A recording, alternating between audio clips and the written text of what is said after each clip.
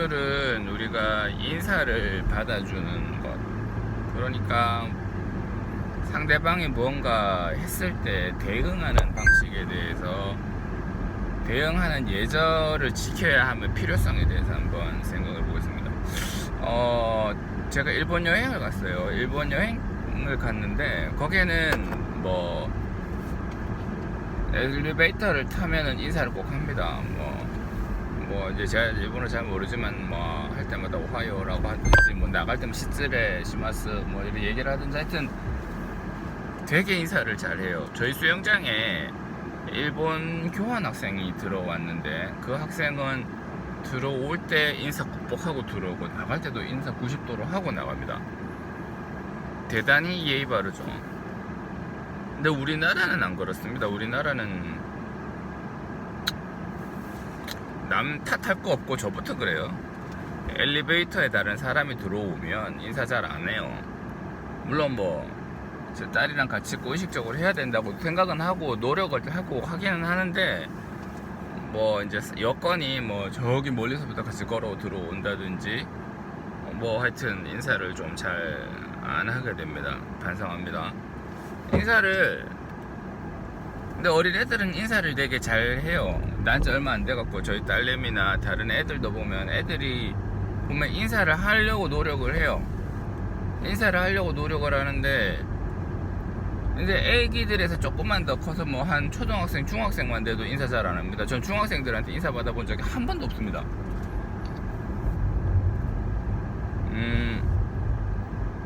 저도 그랬고요. 제가 중학생 때도 뭐 엘리베이터 타면은 인사하고 뭐 그런 거 없었어요. 그 왜 그런가 했더니 얘들이 뭐 어지간히 속된 말로 네 가지가 없어서 그런가 그거는 아닌 것 같고요. 그러니까 인사 잘 하던 애가 인사 잘 하지 않는 애로 바뀌는 데는 이유가 있겠죠. 근데 그게 우리 어른들의 탓인 것 같아요. 인사를 하면 인사는 되게 귀한 겁니다. 상대방이 내한테 그 나이가 어리든 많든 간에 나에게 되게 뭔가 선처를 자기가 호의를 먼저 베푼 거잖아요. 그럼 우리는 그 호의를 너무나 고맙게 생각을 해야 돼요. 아이고 고맙다. 인사를 하면 고맙습니다 이건 그래도 예 안녕하세요 라든지 아이고 뭐 이런 식으로 표현을 해줘야 됩니다. 그에 대한 답을 해주고 그 사람의 용기에 대한 감사를 표현하는 게 올바른데 근데 그런 거를 잘 안 해요. 우리 딸내미 인사 잘하는데 왜 그런가 하면 인사를 하면은 마을 주민들이 귀엽다고 이렇게 머리를 한번 쓰다듬어 주고 하니까 그래서 하는 거예요. 고재미에 응? 아빠가 인사하라 해서 하는 것도 있지만 그래도 다른 재미가 있어요. 그러니까 자기가 자발적으로 하는 거예요. 아이스크림 가게 가면 안녕하세요. 뭐 식당에 나갈 때도 그냥 계세요, 안녕히 계세요. 뭐 그런 인사 되게 잘합니다. 우리는 상대방이 인사를 되도록이면 인사를 먼저 할 수 있는 용기를 가지면 좋고 그 다음에 상대방이 인사를 해주면 이건 너무 귀한 거예요. 당연히 고맙습니다 하고 받아야 되는 거예요. 그 표현을 반드시 해줘야 됩니다. 리워드가 반드시 있어야 됩니다. 어제 이제 엘리베이터란다 지하철을 탔어요. 이제 광화문 집회 가는데 이제 지하철을 탔는데 어떤 연세 있으신 할머님께서 제가 앉아있는 바로 앞에 이제 짐을 바리바리 싸두고 이렇게 헉 오셨습니다. 오시니까 제가 이제 노약자분이시고 하니까 이제 일어났죠. 일어날 때도 할머니 여기 앉으세요 이렇게 얘기를 하면 좋았을 거예요. 그냥 일어나가지고 굳이 뭐 양보하는 티 내기 싫은 것처럼 이래 왜 그런 거 있잖아요. 괜히 뭐 좋은 일 해놓고 좋은 일 했다 뭐 그런 얘기 하는 거 안 좋아하는 것처럼 그냥 이렇게 얘기를 안 하고 그냥 일어났어요. 할머니가 턱 하고 앉습니다. 그 자리에 그냥 하면서 턱 돌아보도 안 하고 저를 이렇게 밀고 앉아요. 밀고 앉는데 저 뒤에 있던 아가씨 한 명이 그 자리를 보고 자기가 앉으려고 하다가 할머니가 먼저 앉으니까는 할머니 쎄쪽하게 한번 쳐다보고는 다시 횡 하고 가버려요. 할머니는 앉더니만 저한테 저 바로 내리지 않았거든요. 고맙다는 얘기도 않고 그냥 자기 짐을 자기 무릎에 턱 끌어가지고 있다가 이제 제 발에 그 짐이 걸렸는지 발 좀 치워달래. 아, 내가 양보를 괜히 했구나. 양보를 받을, 대접을 받을 만한 가치가 없는 사람에게는 양보를 해주면 안 되는 거였구나. 그런 느낌을 많이 받았습니다. 그러니까 그 사람들은 제가 하는 양보가 되게 당연한 거예요. 정말로 1도 고마워하지 않았습니다. 진짜 1도 고마워하지 않았어요. 전혀 고마워하지 않았어요. 그 대가로 저는 희생만 했고, 희생하고 난 다음에 그냥 그렇게 가는 게 넌 당연해, 뭐 이런 것처럼. 그래서 다음부터 이제 양보를 할 필요가 없구나.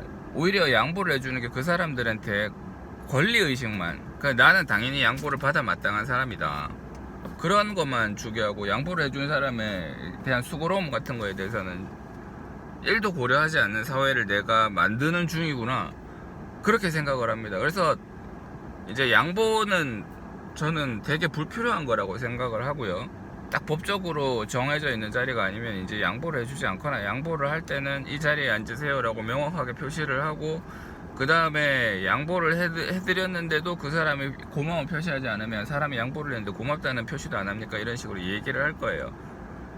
그걸 본능적으로 그렇게 하고 싶다는 게 아니라, 일단 제 기분도 기분이지만 그게 사회 정의상 맞다고 생각하기 때문입니다. 그래서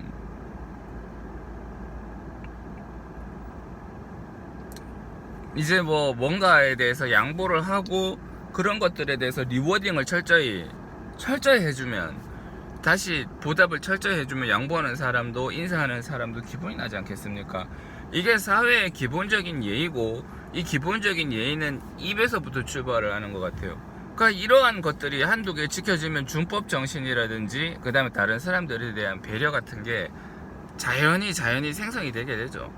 근데 우리 딸내미가 이제 연세 있으신 분들한테 인사를 했는데, 뭐 예를 들어 무뚝뚝하게 대응을 한다거나 그렇게 되면 얘는 점점 용기가 줄어들게 되겠죠. 그래서 잘 안 하게 되는 사람으로 바뀌게 됩니다. 원래 그랬던 게 아니고, 우리가 그러한 좋은 것들을 북돋고 칭찬해주지 않고 오히려 무시하고 이렇게 대수롭지 않게 생각을 하게 되면 상대방의 그런 선의들이 점점점 힘을 잃고 묻히게 됩니다. 실제로 그 저희 수영장에 다녔던 그 일본 교환 학생은 이름이 유키였던가 뭐 그래요. 하여튼 그 교환 학생은 처음에는 인사 90도로 이렇게 잘하고 들어오고 90도로 잘하고 가는 사람인데, 아무도 거기에 대해서 대응을 해주지 않으니까 나중에는 인사를 되게 소심하게 하고 하고 가는 아이로 바뀌었어요. 그리고 걔는 이제 일본으로 돌아갔죠. 대단히 안타깝고, 그때 이제 저는 그걸 몰랐어요. 그 친구가 그렇게 인사하고 수영장에 들어오고 인사하고 수영장에서 나간다는 사실을 몰랐어요. 근데 나중에 이제 수영장 코치가 그런 얘기를 하더라고요. 그 학생이 저한테 뭐 이제 뭐 이렇게 저렇게 안 되는 일본 한국말로 뭐 이런 물어보고 그랬어요. 그 애는 중학교 때 수영 선수를 했더라고. 그 나보다 훨씬 수영을 더 잘해요. 잘하는데 왜 나한테 물어봐? 그래요. 하여튼 그래서 이제 뭐 그때 이제 이게 우리가 하는 이러한 것들이 되게 좋은 것들이다, 그렇게 생각을, 그 상대방의 이렇게 좋은 의도가 우리에게 좋은 결과를 일으켜낸다, 이런 것들을 좀 깨닫게 됩니다. 우리는 그러한 것들을 귀하게 여기고, 그러니까 상대방의 인사를 귀하게 여기고 상대방의 선처를 귀하게 여기고, 거기에 대해서 반드시 그건 의무예요. 의무 무조건 해야 되는 거예요. 자기의 온 마음을 담아서 표현하는 게 의무라고요. 그러니까 그렇게 해야만 합니다. 그렇게 해야만. 쑥스러울 게 뭐가 있어요? 부끄러워서 공치사 하는 것 같아서 그런 거 아니에요. 반드시 그렇게 해야 됩니다. 반드시.